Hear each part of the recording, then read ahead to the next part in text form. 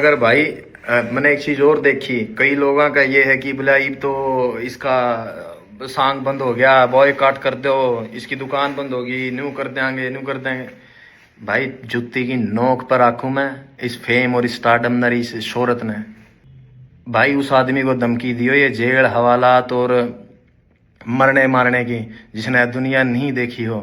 जिस शहर में मैं बड़ा होया हूं ना, और 2-3 मणस मारनी थी, बदमाश कौन मान दे अगर किसी का वहम हो तो। डांडा साहब आपके लाइव थे और लाइव आके आपने कहा कि 2-4 मर्डर करने वालों को आप मर्डर ही नहीं मानते, फिर कितने वालों को मानते हो आप?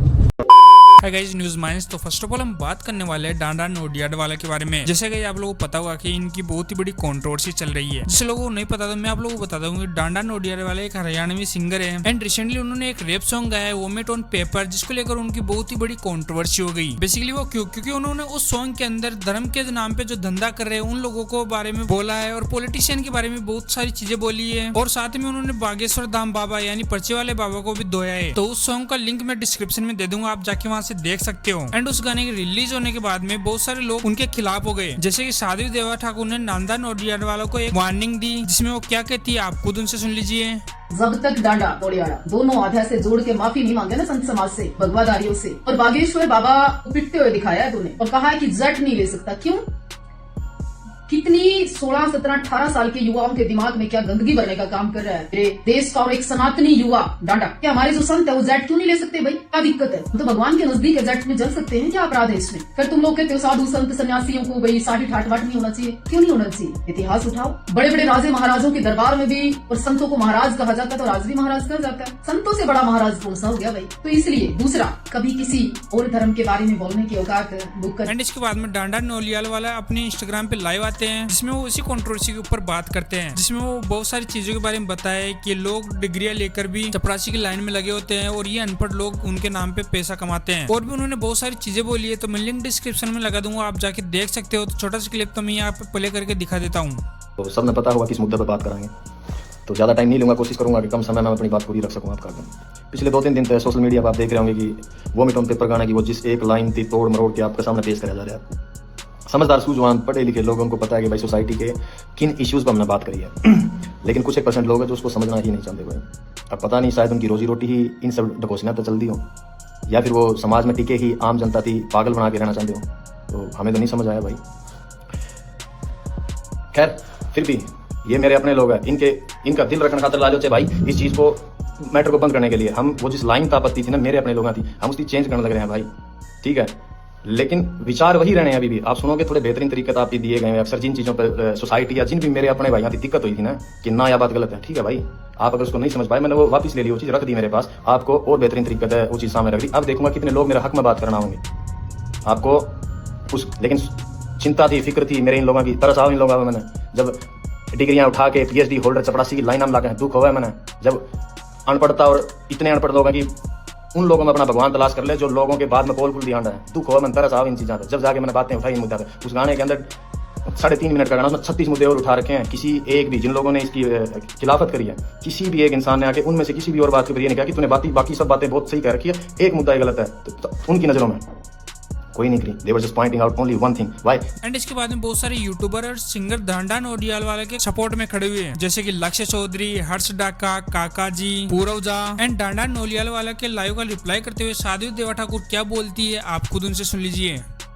हाँ जी नमस्कार, मैं साध्वी देवा ठाकुर। डांडा साहब आपके लाइव थे और लाइव आके आपने कहा कि 2-4 मर्डर करने वालों को आप मर्डर ही नहीं मानते, फिर कितने वालों को मानते हो? फिर आपने कहा कि सारा काम काज मैं इस तरह का छोटे बैठा हूँ, बंद दीवारें पहले जेल में लेके जा रही हूँ। मैं निवेदन करना चाहती हूँ ऑस्ट्रेलिया की सरकार को और हरियाणा की सरकार को भी कि रेड कॉर्नर नोटिस जारी करके ऐसे लोगों को मंगवाओ जो 2, 4, 5, इसका मतलब 2 से अधिक मर्डर करके आप गए हो, जब 2 मर्डर को तो मर्डर ही मान रहे आप। दूसरा, आप विशेष रूप से कह रहे हो आप ऑस्ट्रेलिया का एक भी कानून नहीं तोड़ रहे, एक भी कानून, लेकिन भारत के सारे कानून तोड़ने के लिए युवाओं को प्रेरित कर रहे हो। ये क्या मतलब है? हमारा 16, 17, 18 साल के यूथ को क्या मैसेज देना चाहते हो आप? तीसरा, ये जो आतंकवादी हमला हुआ है वहां पर कई हथियार आपने तो नहीं दे दिए? क्योंकि आप ही कह रहे हो मैं 8 में लाइफ फिर हूँ और जी भर रहा है जिंदगी का, और आप इतने बड़े गैंगस्टर हो, इतने बड़े बदमाश हो, तो धमकी दे रहा है क्या है? डराना समझ रहा है? बाबे डरा करते मेरे वीर बिल्कुल भी। और दूसरी बात, सभ्य भाषा का ना प्रयोग किया करो, क्योंकि प्रायवाचिक शब्द है ना, सबको आते हैं। इसलिए ठीक है, तेरे पास 2 रुपए ज्यादा है, हम पकड़ आदमी है, बस इतना ही फर्क है तेरे पास। तो यही थी इनकी पूरी कंट्रोवर्सी।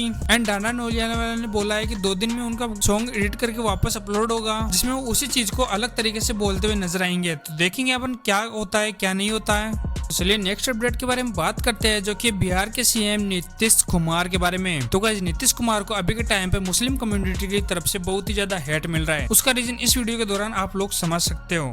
सौम्या कुमारी माननीय मुख्यमंत्री जी अपने हाथों से नियुक्ति पत्र देके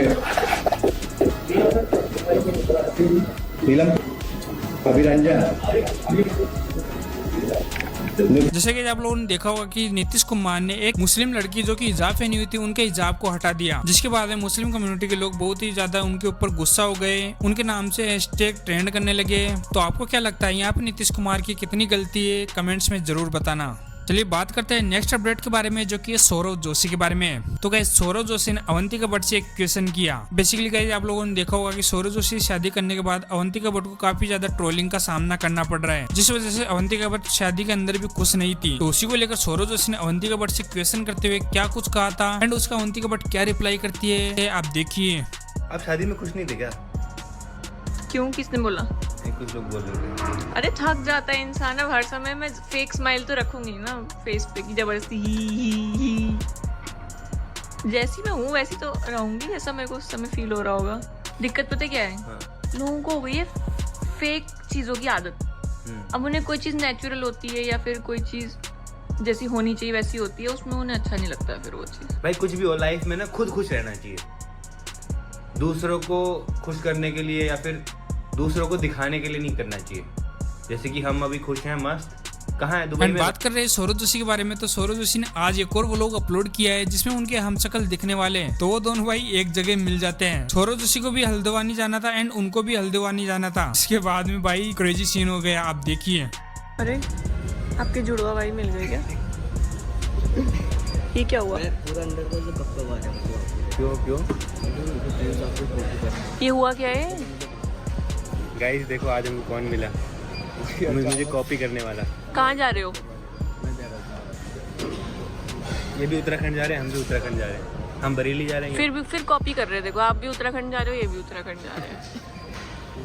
चलो बढ़िया हमारे फाइनल कॉल आ रहा है। चलो फाइनल कॉल है। फाइनली गाइस भाई सौरव जोशी भाई से मिल चुके हैं। बहुत कहते थे मिल लो भाई, मिल चुके हैं भाई। मैंने अंदर से पूरा हिल लिया हूँ सौरव जोशी भाई से मिल के। मेरा फर्स्ट टाइम है, मुझसे ना ज़्यादा बोले भी नहीं जाता क्योंकि एक्सपीरियंस बहुत कम हो चुका बोलने का भी। हर चीज़ में कॉपी करते हैं गाइस, हर चीज़ में कॉपी। तो बस आज के लिए बस इतना ही। अगर वीडियो थोड़ा सा पसंद आता है तो वीडियो को लाइक एंड चैनल को सब्सक्राइब कर ले। बाकी मिलते हैं जल्दी किसी नेक्स्ट वीडियो में, तब तक के लिए बाय।